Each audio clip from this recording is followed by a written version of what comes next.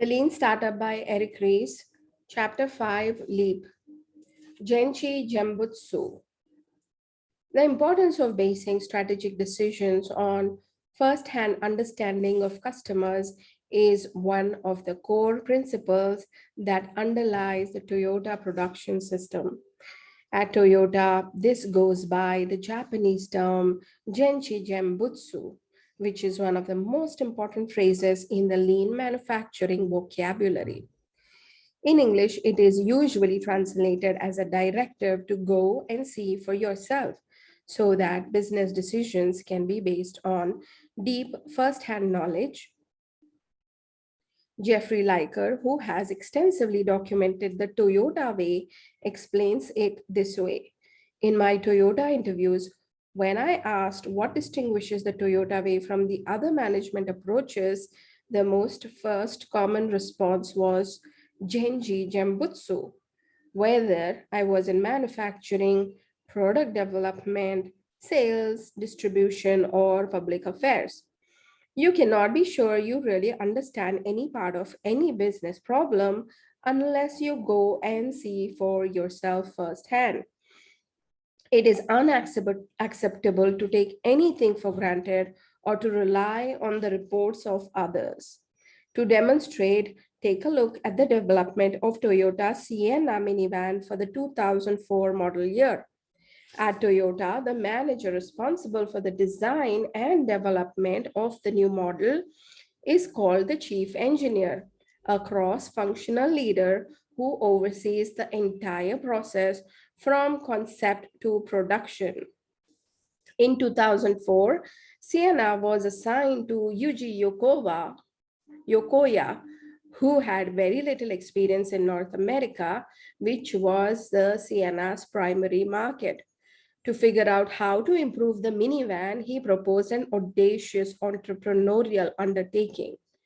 A road trip spanning all 50 US states, all 13 provinces and territories of Canada, and all parts of Mexico. In all, he wanted more than 53,000 miles of driving.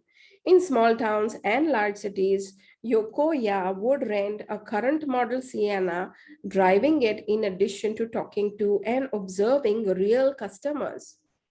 From those first-hand observations, Yokoya was able to start testing his critical assumption about what North American consumers wanted in a minivan. It is common to think of selling to consumers as easier than selling to enterprises because consumers lack the complexity of multiple departments and different people playing different roles in the purchasing process. Yokoya discovered this was untrue for his customers. The parents and grandparents may own the minivan, but it's the kids who rule it. It's the kids who occupy the rare two-thirds of the vehicle. And it's the kids who are the most critical and the most appreciative of their environment. If I learned anything in my travels, it was that New Sienna would need kid appeal. Identifying these assumptions helped guide the car's development. For example, Yokoya sent an unusual amount of Sienna's development budget on internal comfort features, which are critical to a long-distance family road trip, such trips are much more common in America than in Japan. The results were impressive, boosting the Sienna's market share dramatically. In 2004, the 2004 model sales was 60% higher than that in 2003. Of course, a product like the Sienna is a classic sustaining innovation, the kind that the world's best managed established companies such as Toyota excel at. Entrepreneurs face a different set of challenges because they operate with much higher uncertainty. While a company working on a sustaining innovation knows enough about who and where their customers are to use Genchi Gembutsu to discover what customers want, Startups' early contact with potential customers merely reveals what assumptions require the most unique testing, the most urgent testing. Get out of the building. Numbers tell a compelling story, but I always remind entrepreneurs that metrics are people too. No matter how many intermediaries lie within, between a company and its customers, at the end of the day, customers are breathing, thinking, buying individuals. Their behavior is measurable and changeable. Even when one is selling to a large institution, as in business to business model, it helps to remember that those businesses are made up of individuals. All successful sales model depend on breaking down the monolithic view of organizations into the disparate people that make them up. As Steve Blank has been teaching entrepreneurs for years, the fact that we need to gather about customers, markets, suppliers, and channels exists only outside the building. Startups need extensive contact with potential customers to use them. So get out of your chair and get to know them. The first step in this process is to confirm that your leap of faith questions are based in reality, that the customers have a significant problem worth solving. When Scott Cook conceived Intuit in 1982, he had a vision at the time quite radical that someday consumers would need personal computers to pay bills and keep track of expenses. When Cook left his consulting job to take the entrepreneurial plunge, he didn't start with stacks of market research or in-depth analysis at the whiteboard. Instead, he picked up two phone books, one for Palo Alto, California, where he was living at the time, and the other for Winnetka, Illinois. Calling people at random, he inquired if he could ask them a few questions about the way they manage their finances.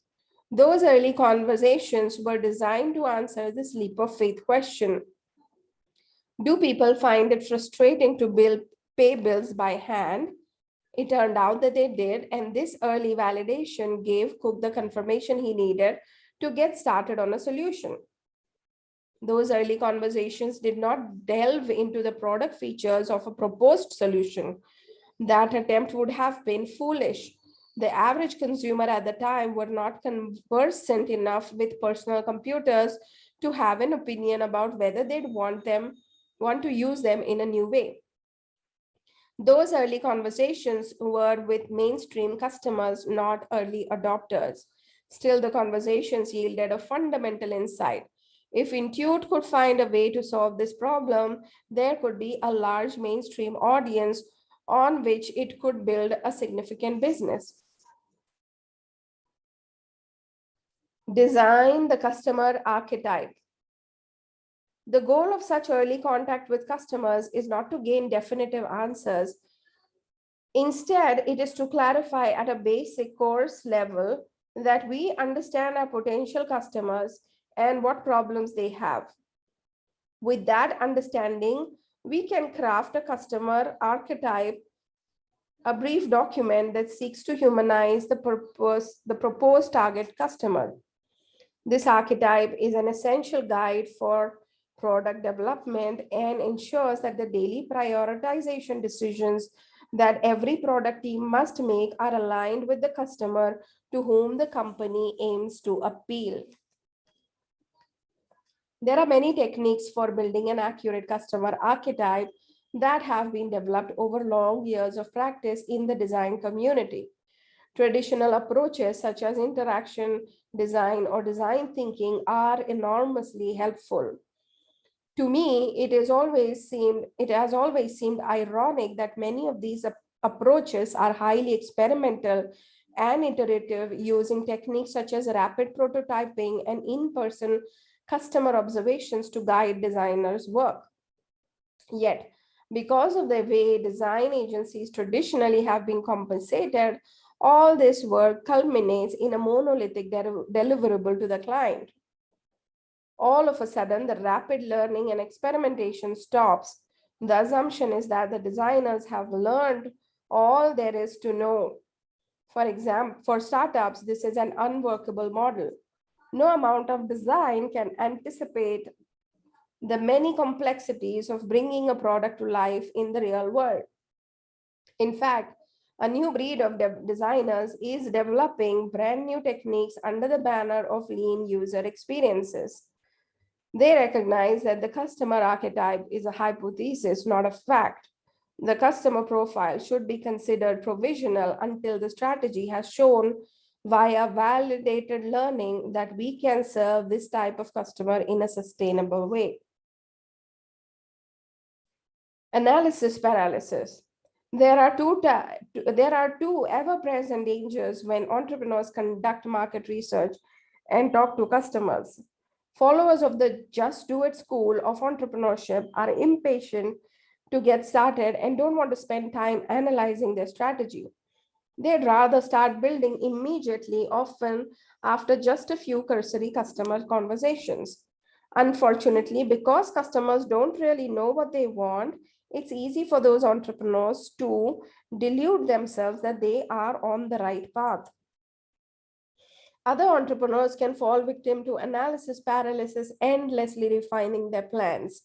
In this case, talking to customers, reading research reports, and whiteboard strategizing are all equally unhelpful. The problem with most entrepreneurs' plans is generally not that they don't follow sound strategic principles, but that the facts upon which they are based are wrong. Unfortunately, most of these errors cannot be detected at the whiteboard because they depend on the subtle interaction between product and consumers.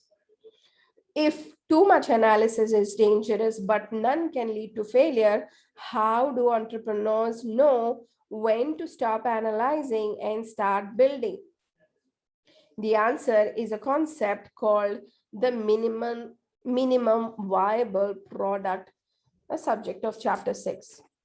Thank you for listening to the Lean Startup. I will continue to read tomorrow.